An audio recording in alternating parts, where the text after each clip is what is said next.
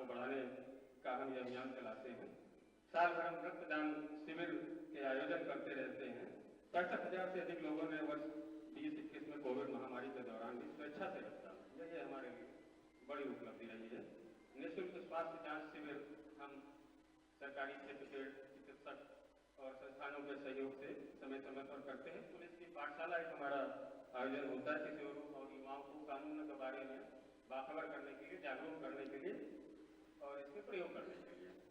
इसी तरह अपराधिता महिलाओं के सशक्तिकरण की हमारी मुहिम है 100 मिलियन स्माइल, जिसमें हमारा महिलाओं के सशक्तिकरण, उनको रोजगार की दिशा में आगे बढ़ाने के लिए हम ये कार्यक्रम करते हैं। गांव जनसंघ के जरिए हम लोग ग्रामीण क्षेत्र के किसानों से भी जुड़ते हैं। एक हमारी यह पत्रिका है जो किसानों में नवाचार, तकनीक आदि पर उन्हें काफ़ी जानकारी देती है। तो ये हमारा सफ़र है 75 सालों का, जो हमने पिछले साल ही इसे पूरा किया है। और हम उत्तर भारत के 6 राज्यों में और 2 केंद्र शासित प्रदेशों में जनता की आवाज़ में 22 संस्करणों के जरिए हम 180 जिलों तक हमारा मजबूत नेटवर्क है। दैनिक पाठकों की संख्या हमारी करीब 5.25 करोड़ तक पहुंच चुकी है। इसी समाचार पत्र के अलावा भी डिजिटल वर्ल्ड में भी हमारी एक पहचान है, एक खाक है। Amroj.com को हर महीने पूरे विश्व से 65 मिलियन लोग पढ़ते हैं। हर महीने देश दुनिया की हमारी 300 मिलियन वीडियो स्टोरी देखी जाती है। सोशल मीडिया पर भी हमारी प्रेजेंस है। फेसबुक पेज पर हमारे 8.5 मिलियन फॉलोवर हैं। यूट्यूब पर 4.5 मिलियन सब्सक्राइबर हैं। इंस्टाग्राम और ट्विटर पर भी हमारे संख्या लगातार बढ़ रही है। ये हमारा छोटा सा सफरनामा है पिछले 75 सालों का। फिर से इसी कार्यक्रम पर आते हैं और आप सभी का पुनः अभिनंदन करते हैं, स्वागत करते हैं। हमें ये सौभाग्य प्राप्त हुआ, मुख्यमंत्री जी ने सहमति दी है। प्रदेश भर में ऐसे 11 किसान हम लोगों ने चयनित किए हैं कृषि विभाग के सहयोग से, जिन्होंने कुछ अनूठा, अलग, हट के मिसाल कायम की है। उन्हें मुख्यमंत्री के हाथों सम्मानित होने का अवसर मिलेगा, सौभाग्य मिलेगा। उनके बारे में भी आप सभी लोगों को परिचय मिलेगा। वो ऐसे 11 किसान कौन है। बहुत धन्यवाद, आप सभी का बहुत बहुत आभार। धन्यवाद सर। बंधुओं, कहते हैं कि खेती पाती बीन थी और घोड़े की तंग, अपने हाथ संभालिए चाहे लाख लोग हुए सन।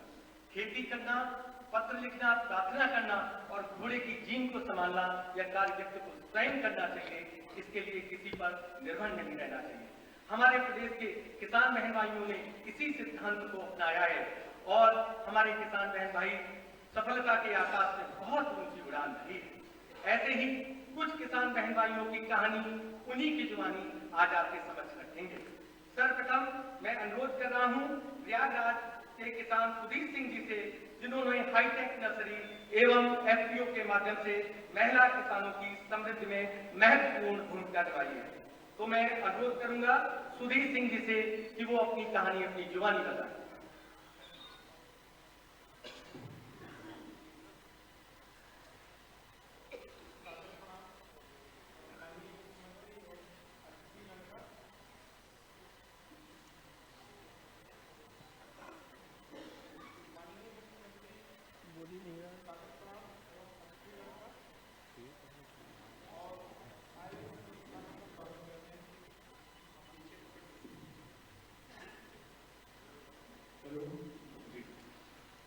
मेरा नाम सुधीर कुमार है और कोढ़ा ब्लॉक जनपद प्रयागराज से है और हम एफपीओ भी चलाते हैं। और अभी बेसिक जो हमारा काम चल रहा है वो प्राकृतिक खेती पे है। प्राकृतिक खेती का एक हम ये देखते हैं किसानों को कि वो क्या करते हैं कि कुछ जैसे जीवामृत बनाना हुआ, गौमूत्र इकट्ठा करने में थोड़ी सी समस्या आती है, कुछ स्ट्रक्चर ना होने के कारण। और जैसे के पौधे श्री मोहम्मद जी, कुलपति आचार्य नरेंद्र देव, कृषि एवं प्रौद्योगिकी विश्वविद्यालय अयोध्या, प्रोफेसर विजेंद्र सिंह जी, कुलपति चंद्रशेखर आजाद, कृषि एवं प्रौद्योगिकी विश्वविद्यालय कानपुर, प्रोफेसर आनंद कुमार जी, महानिदेशक उत्तर प्रदेश कृषि अनुसंधान परिषद डॉक्टर संजय सिंह जी,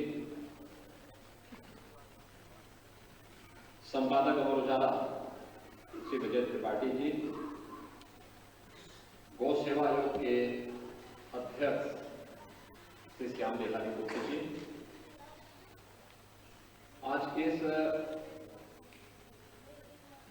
कॉन्क्लेव में उपस्थित कृषि क्षेत्र के सभी विशेषज्ञगण, प्रगतिशील हमारे अन्नदाता किसान बहनों और भाइयों, मैं अमर उजाला परिवार को हृदय से धन्यवाद दूंगा कि उन्होंने खेती किसानी के इस महत्वपूर्ण मुद्दे को,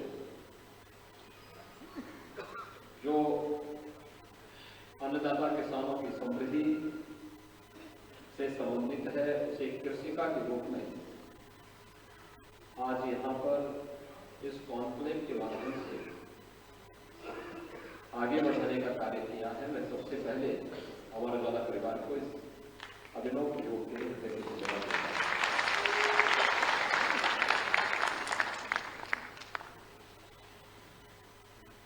कृषि का शब्द से ही आपको अनुभूति हो रही होगी कि हम इस धरती को माता कहते हैं और इस धरती माता से जो हर पूरे जीव के लिए, जीव सृष्टि के लिए जो कुछ भी प्राप्त होता है वह हमारी कृषि से, हमारे ऑर्गेनिक फसलों से प्राप्त होता है। तो स्वाभाविक रूप से कृषि का शब्द उसके लिए अत्यंत व्यवस्थित और सुंदर अनुभूति करने वाला नामकरण भी है। भारत जैसे देश के लिए, जो पहले से ही ग्रामीण अर्थव्यवस्था का देश माना जाता है, अलग विषय है कि समय के अनुरूप शहरीकरण बढ़ा है, लेकिन देश की सबसे बड़ी आबादी के राज्य उत्तर प्रदेश को आप देखें तो आज भी लगभग 30% शहरीकरण को छोड़ दें तो 70% उत्तर प्रदेश का ऐसा भूभाग है जो ग्रामीण अर्थव्यवस्था पर आधारित है और आय का, रोजगार का महत्वपूर्ण साधन भी है। अगर हम उत्तर प्रदेश के अंदर की बात करते हैं तो हमें इस बात को बार बार कहना पड़ता है कि देश की आबादी की 17% आबादी उत्तर प्रदेश में निवास करती है। देश के अंदर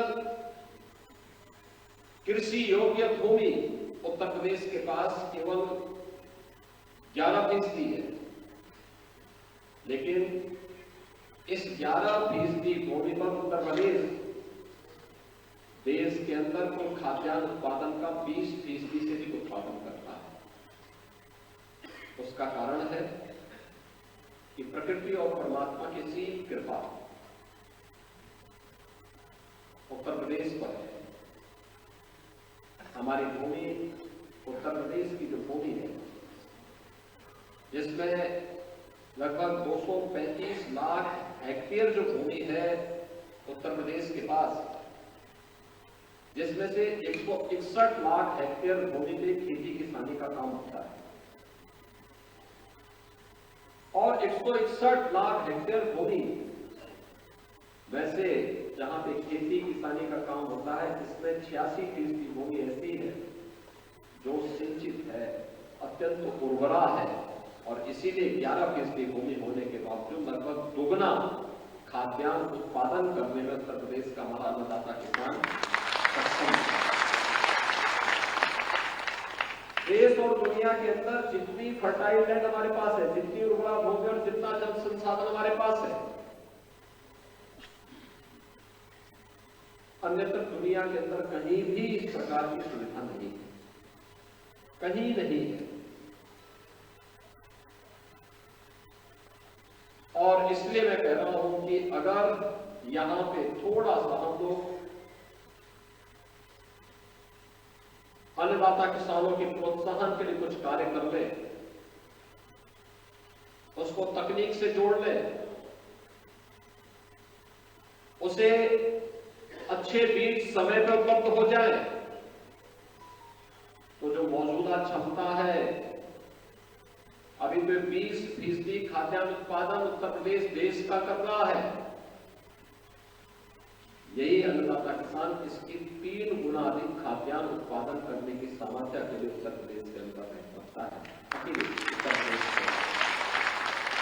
उत्तर प्रदेश देश का भी और दुनिया का भी पेट भर सकता है। लेकिन इसके लिए हम कैसे वह तंत्र विकसित कर सके। सरकार ने अपने स्तर पर प्रयास किए। 6 कृषि विश्वविद्यालय वर्तमान में प्रदेश के अंदर संचालित है। एक 7वां कृषि विश्वविद्यालय भी हमारा स्थापित होने जा रहा है। 89 कृषि विज्ञान केंद्र है, जिनमें से 79 काम कर रहे हैं, 10 निर्माणाधीन है, जो बहुत तेजी के साथ आगे बढ़ करके किसानों को नई प्रौद्योगिकी के बारे में, नई तकनीक के बारे में, नए बीज के बारे में और उत्पादन को बीज से लेकर बाजार तक पहुंचाने के उन सभी कार्यक्रमों के साथ जोड़ने में अपनी भूमिका का निर्वहन करते हैं। किसान, अन्नदाता किसान लाभान्वित होगा तब जब उसकी लागत कम होगी, उत्पादन बढ़ेगा। जब हम तकनीक से उसे भरपूर करेंगे, मौसम की क्या स्थिति है उसके बारे में हम उसको वेदर अलर्ट के बारे में समय में बता सकेंगे, वह स्केल ग्रुप अपनी तैयारी कर सकेगा। और मुझे लगता है कि इन सभी कार्यक्रमों की दृष्टि से आज का कॉन्क्लेव अत्यंत महत्वपूर्ण है। अमर उजाला की पहल अत्यंत महत्वपूर्ण है। मुझे बताते हुए गौरव की अनुभूति हो रही है कि आजादी के बाद किसानों के नाम पर राजनीति तो बहुत सारे लोगों ने की, किसानों का नाम बनवाया भी बहुत सारे लोगों ने, लेकिन किसान ईमानदारी के साथ भारत के राजनीतिक एजेंडे का हिस्सा बन सके, ईमानदारी के साथ यह प्रयास 2014 में अगर किसी ने किया है तो देश के यशस्वी प्रधानमंत्री श्री नरेंद्र मोदी जी